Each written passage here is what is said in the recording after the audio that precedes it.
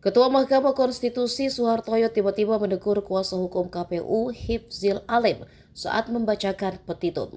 Soehartoyo mengingatkan agar kuasa hukum tidak menambahkan kata-kata selain yang ada dalam draft petitum. Oleh karena itu, telah terang benderang pemohon yang memilih memasukkan permohonan dugaan pelanggaran administratif pemilu TSM kepada Mahkamah Konstitusi daripada kepada Bawaslu, padahal masih ada waktu itu 14 hari, adalah benar-benar salah alamat dan patutlah untuk ditolak atau setidak-tidaknya dinyatakan tidak dapat diterima.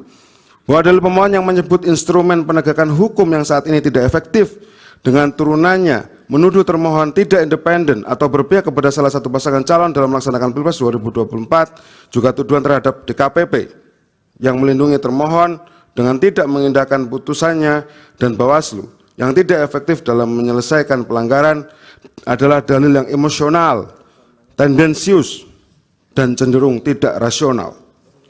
Bahwa terhadap dalil pemohon yang menyatakan langkah DKPP untuk melindungi Hasyim Asyari, kami menghitung yang mulia, nama Hasyim Asyari disebut sekitar 33 kali yang mulia.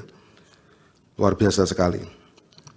Selaku Ketua KPU, menurut termohon hal itu tidak benar.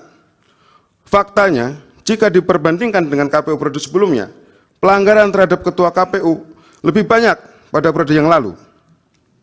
Berikut rekapitulasi sanksi putusan DKPP antara KPU periode 2022 sampai 2027 dengan KPU periode 2017 sampai 2022.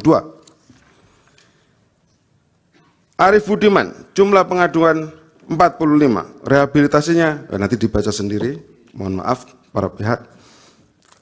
Intinya adalah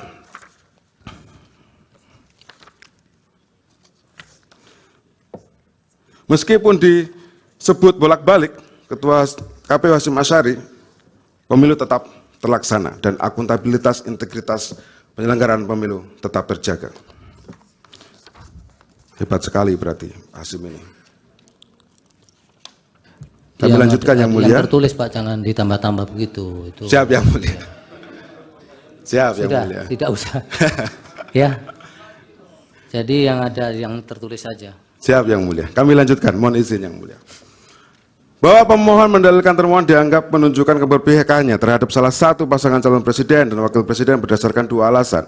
Termohon dianggap langsung menerapkan putusan MK nomor 90 garis miring PUU strip 21 Romawi garis miring 2023 secara leksikal.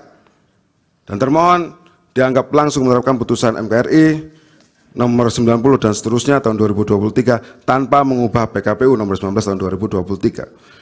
Bahwa terhadap dalil tersebut, termohon memberikan jawaban sebagai berikut. Bahwa pada dasarnya tidak ada tindakan, perbuatan maupun produk hukum yang termohon terbitkan yang hanya ditujukan untuk kepentingan salah satu pasangan calon.